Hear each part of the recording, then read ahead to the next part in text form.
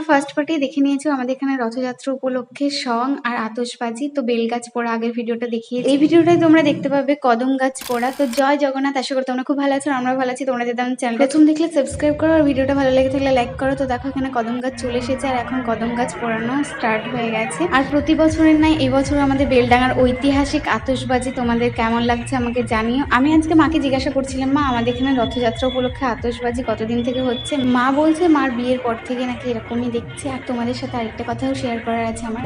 তো জানো তো সবার বাড়ি বাড়ি 50 টাকা 100 টাকা করে চাঁদা তুলেছিল, বাট আমাদের বাড়িতে চাঁদা তোলেনি। তার জন্য আমি মাকে বললাম, মা আমি না রথ দেখতে যাবো না। তো মা বলছে আমারও খারাপ লাগছে। তো কি হয়েছে বলো তো, এই বাজি পোড়ানোর পর না আমার বাবা ওদেরকে গিয়ে বলে এসেছে যে আমার বউ বলছে তোরা নাকি সব বাড়িতে চাঁদা নিয়েছিস, আমাদের বাড়িতে কেন চাঁদা নিসনি? তো ক্লাবের ছেলেগুলো আমার বাবাকে তখন বললো যে কাকা তোমার সাথে আলাদা করে 1000 টাকা চাঁদা নেবো বলে কাকিমাকে আর বাড়ি গিয়ে চাঁদা চাইনি। তারপর ওরা বলেছিল যে কাকা 500 টাকা দাও চাঁদা। তারপর বাবা 500 টাকা দিয়েছিল ভগবানের নামে। তো চলো ভিডিওটা লাস্ট পর্যন্ত দেখতে থাকো।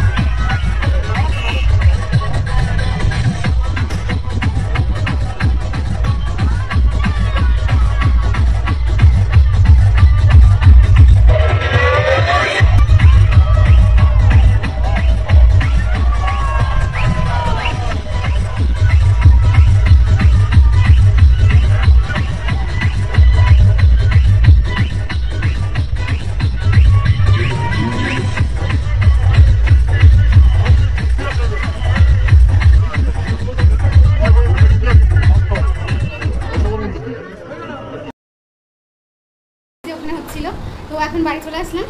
এই বছর 10:30টার মধ্যে সব কমপ্লিট করতে হলো। চলো আজকে ভিডিও ছিল এতটুকু। যদি ভালো লাগে তাহলে লাইক কমেন্ট শেয়ার, চ্যানেলটাকে অবশ্যই সাবস্ক্রাইব করো। দেখা হচ্ছে নেক্সট ব্লগে। ততক্ষণ ভালো থেকো, সুস্থ থেকো। পরের দিন সকালবেলা উঠেই বোন আইসক্রিম খেতে শুরু করে দিয়েছে। আর বেচারি দেখো চোখ ফোলাটা কিছুতে কমছে না। একবার এই চোখ একবার ওই চোখে ওরম হতেই থাকছে। আর রৌদ্রে বেরোলে তো বেশি হচ্ছে আর ভীষণ কষ্ট পাচ্ছে বেচারি চোখ নিয়ে। কালকে যে কাঁঠালটা দাদু নিয়ে এসেছিল ওটা না পোকা হয়ে গেছে, কেউ খেতেই পারেনি।